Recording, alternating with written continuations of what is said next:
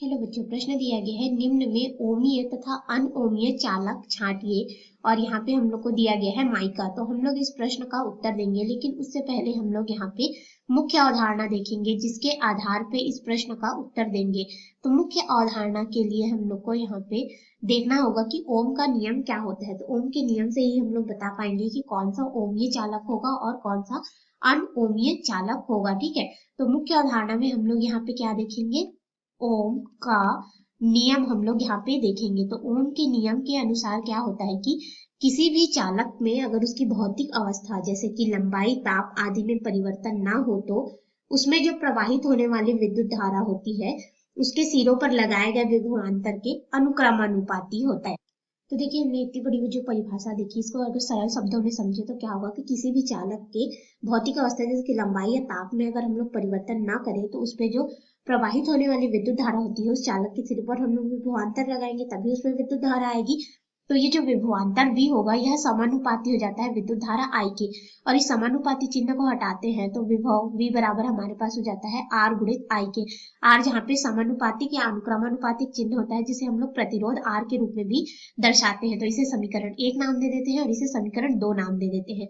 अब ये हो गई हमारी मुख्य अवधारणा। अब मुख्य अवधारणा के अनुसार हम लोग अपने मुख्य प्रश्न में आएंगे तो हमें ओमीय और अनओमीय चालक को छांटना है। ठीक है, तो हमें यहाँ पे सबसे पहले जानना होगा कि ओमीय चालक क्या होता है। तो ओमीय चालक हम लोग उस चालक को कहते हैं जो कि ओम के नियम का पालन करता है। यानी कि ओमीय चालक में क्या हो जाएगा, अभी हमने मुख्य अवधारणा में देखा ओम के नियम के अनुसार विभव V जो रहता है हमारे पास में किसी चालक या फिर चालक के सिरों पर लगाया गया जो विभवांतर V होता है वह विद्युत धारा उसमें प्रवाहित होती है उसके धारा के अनुक्रमानुपाती होता है। ठीक है, तो जो ओम के नियम का पालन करता है उसे ओमीय चालक कहते हैं। और हमारे पास यहाँ पे जो ओमी चालक होते हैं उसमें मुख्य रूप से हमारे धातु आते हैं। ठीक है, कौन होते हैं हमारे इसमें, मुख्य रूप से धातु होते हैं जो कि एक चालक होते हैं। तो धातु में अगर हम लोग देखें तो हमारे पास यहाँ पे सिल्वर हो जाता है, गोल्ड हो जाता है। ठीक है, यानी कि सोना हो गया, और हमारे पास यहाँ पे तांबा हो गया।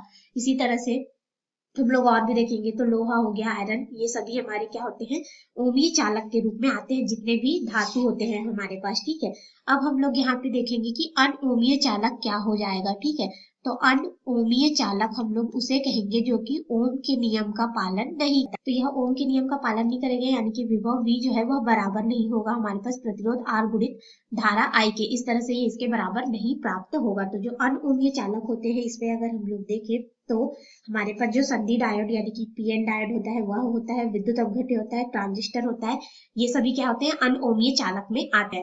और कुछ कुचालक पदार्थ जैसे कि हमारे पास यहाँ पे हो जाता है माइका हो गया, ठीक है, पेपर हो गया हमारे पास, ठीक है, पेपर, कागज या मनी रैक्स पेपर जो होता है, ये सभी हमारे क्या होते हैं, अनओमीय चालक में आते हैं। तो इसके अनुसार अगर हम लोग अपने मुख्य प्रश्न में देखें तो हमें मुख्य प्रश्न में यहाँ पे बोला गया है कि माइका जो है ओमीय चालक में होगा कि अनओमीय चालक में हमें छांटना है। तो हमने अभी देखा कि जितने भी प्रकार के धातु होंगे वह ओमीय चालक में आते हैं। ठीक है, जैसे कि हमारे पास सिल्वर हो गया, तांबा हो गया, लोहा हो गया, ये सभी। और अनओमीय में क्या आता है, जो कि विद्युत का सुचालक नहीं होता क्योंकि वो ओम के नियम का पालन नहीं करता है। ठीक है, तो विद्युत अपघट्य, डायोड, ट्रांजिस्टर, माइका, इस तरह से और भी बहुत उदाहरण है। तो हमारा जो माइका है वो किस में आ रहा है, अगर हम लोग देखें तो ये हमारा आ रहा है अनओमीय चालक में। तो ये रहा हमारे प्रश्न का उत्तर जो कि हम लोग को बतलाना था। आशा है आपको यह उत्तर समझ में आया होगा। धन्यवाद।